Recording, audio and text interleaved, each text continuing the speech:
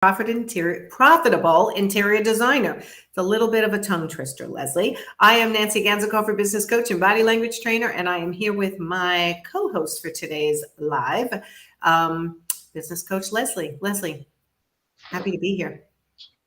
Yes, I'm so excited. I'm always excited about our topics. It's so fun to chat with you and share real life stories that we've both either lived personally or walked through with other designers. And I think today's topic is a very good one because I think the importance of relationships in business is often, people don't realize how important and essential you having good relationships as a designer is. Yeah, I mean, today, as we're discussing elevating your interior design business by mastering relationship building, right? And relationship success. This is actually a huge problem for many designers. And I will say it's often because there's many different types of personalities on every single job, right? You have men. That's an understatement. Right? You have men, you have women, and then you have all these different degrees of egos and expertise and experience, and you're coming into it in front of a client who might not know anything and still have an opinion. No, that never happens. And of course, their spouse always has an opinion. So how do you master relationships for your success? It is multifaceted. And I'm going to start with a story that one of our new profit insiders is contacting me because she's having a situation with a contractor. Mm-hmm. Right? So she's like, how do I navigate this? And that's the beauty of our business helpline, right? Is that people can ask questions on the fly while they're dealing with people. And that's usually what the business helpline is for, right? Yeah. The client said this, what do I say back? The client goes to me, how do I handle that? The contractor said this, what do I do? And we want to make sure that, number one, we are trying to create, and I say trying to create because there's two people in every relationship and you can only do so much from one side of it, right? But a positive relationship matters, right? Exploring the impact of being positive all the time. I know that a lot of designers are trying to be very efficient, which is great, but don't let efficiency also come across as too cold and too negative and too boring, right? We want to make sure there's always this positivity going on because that's what's going to make people want to be around you. Yeah. And it's one of those things that I think there's this reputation for designers sometimes being a little, the designers at the top of the industry or something. And this is totally just sweeping generalization. I'm not saying anyone is actually like this, but there's this sort of like stereotype of like these designers being kind of like, bitchy and uptight and bossy and telling everyone what to do and a little bit cold and aloof. And that shit doesn't work in real life. Right. And I'm not sure that's probably not the way they come across to their clients. I'm sure when they get in front of their, right? Then they get in front of their clients, I'm assuming they're warm and accommodating as can be and leading the job, which is what any successful interior designer has to learn how to do, right? Mm-hmm.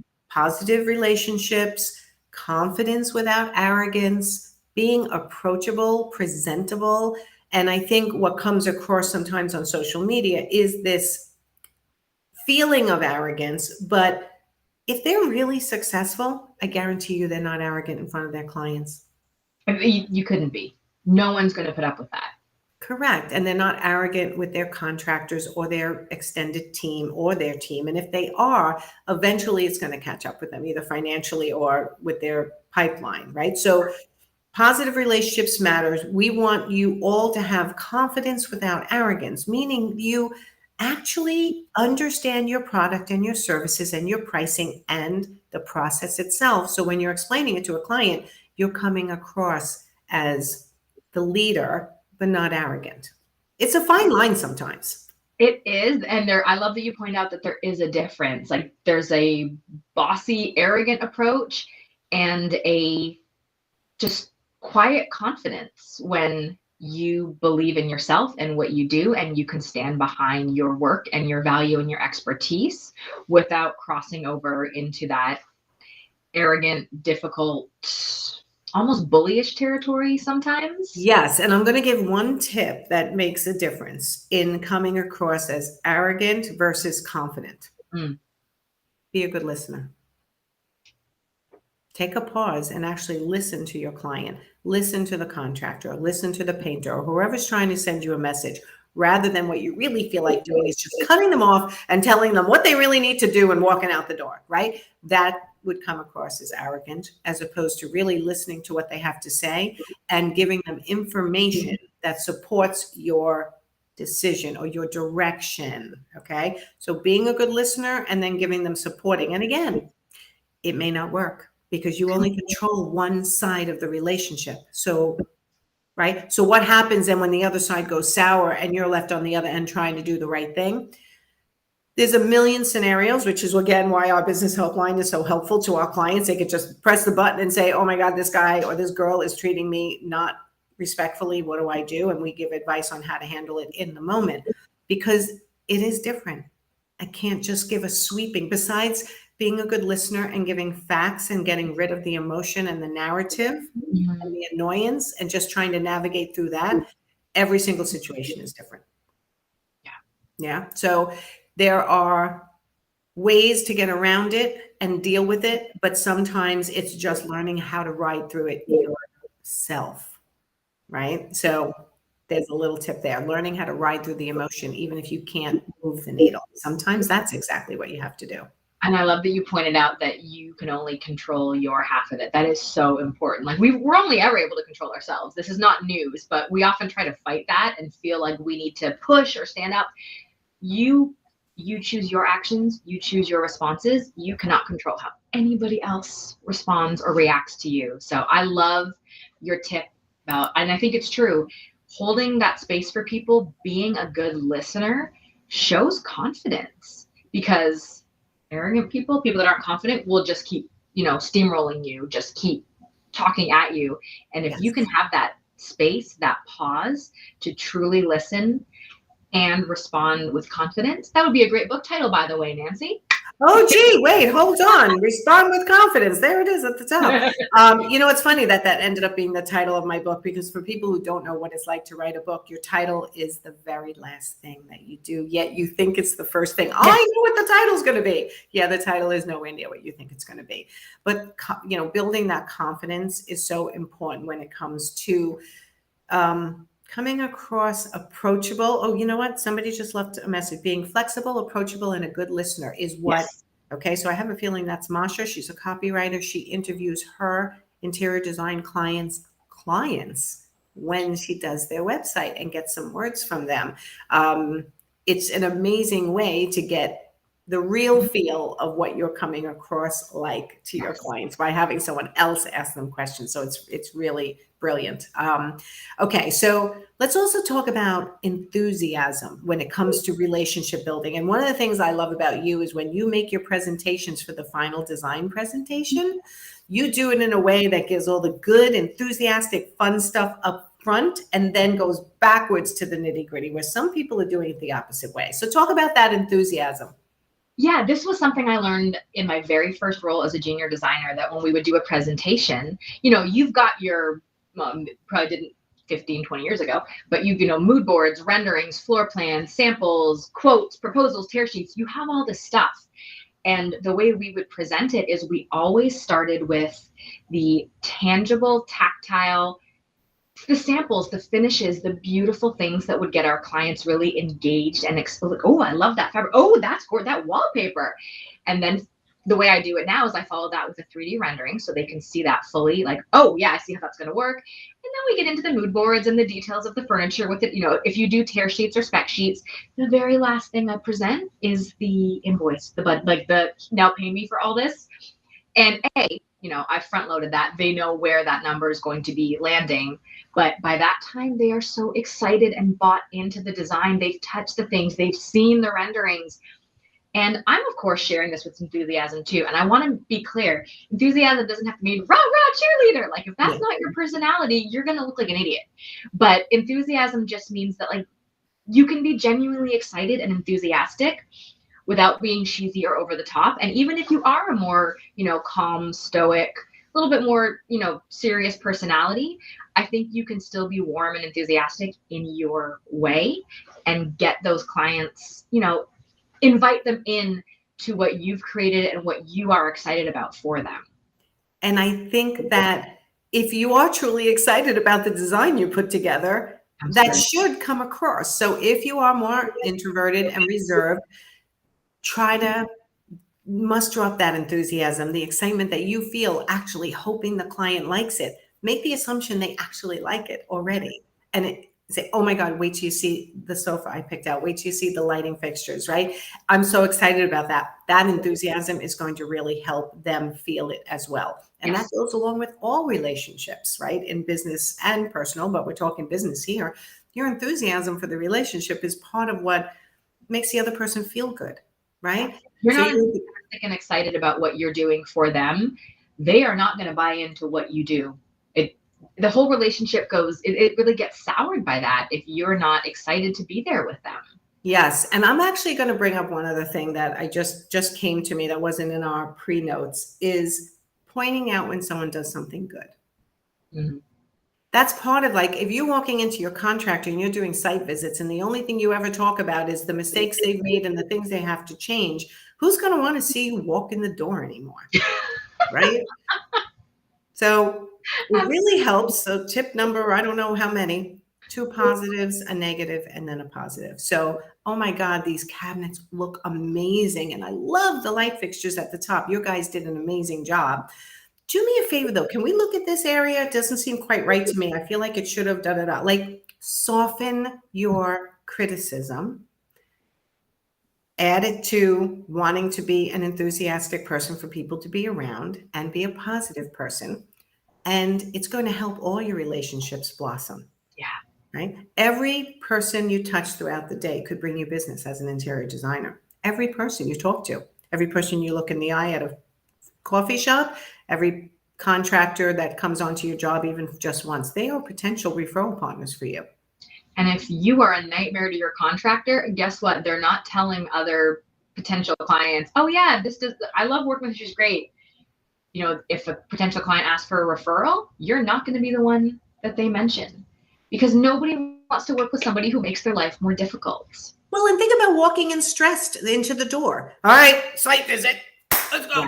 Check off cheat. Like we want, hi, how are you? Like give yourself some breathing room in your scheduling of your day to allow yourself to actually be a little personable once in a while. Now, I'm big on don't start huge personal conversations with people. They don't care about you. But if you show some care about them, that's going to help the relationship. Yeah. Right. And if you're going to share anything about you, make it short and simple and connecting to them somehow. Right. I always give this simple example. Like if someone says, I don't know, I had a stomach virus last week. I had one too. Isn't it crazy? It's been going around. That's it. It's not, oh my God, I had it too. And you're not going to believe. And I went to the doctor and like that. And I've witnessed that when designers do that. And I just think, shut your mouth, shut your mouth. Let the client tell your story, connect it to you in a way that they go, oh my God, you too? Great. Okay. And then get down to business. Right. So the last tip we have today is most important is trustworthiness. If you say you're going to do something, do it. If you say to a contractor, I will not do this unless I run it by you, don't. Be true to your word, right? Your word is everything. One of my profit insiders is having a huge issue with one of our profit insiders is having a huge issue with a contractor. And the contractor literally sat at a table, said one thing, and then 2 days later turned around and told the designer that never happened. Basically ignoring that he said it and is accusing her of stuff. And that dishonesty that he's dishing out is going to make her never use him again. Yeah. Right. And if she was doing that to him, he would never use her again. So always make sure that you're trustworthy in to your word best you can be. And I don't mean, shit happens once in a while that, but I mean, if you say something, then stick to it. So have you had any situations where your honesty has been in question or someone else's honesty has been in question? Well, There was one project, and I think trustworthiness, part of that is being honest with your knowledge and expertise as a designer with clients and not misleading them. And I'm sure people listening going, well, I would never do that. But I will tell you, when it comes to budget investment, it's very easy to go along with the client, even though in the back of your mind, you're like, I don't know if we can make this happen, but we'll try. I had a project once, it was a kitchen remodel, very firm budget. I want to say it was 75,000, but she'd already spent, I mean, it was not nothing, but I'm. Oh, wait, hold on. Your audio just went out. Like completely gone. But you're still here, just we can't hear you anymore. Is your microphone unplugged?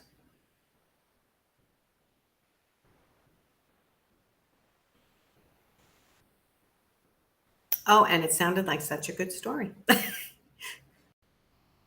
You're going to go out and come back?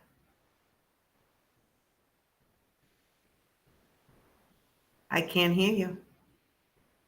No, cannot hear you. Is it just me? Can anyone else hear Lesley? Or is it maybe it's my computer? Someone weigh in, tell me, can you hear Lesley talking? Because I can't. I'm hoping somebody weighs in so we know. Give them a chance to type. Oh, and somebody mentioned the book. Nope, they can't hear you either. Okay.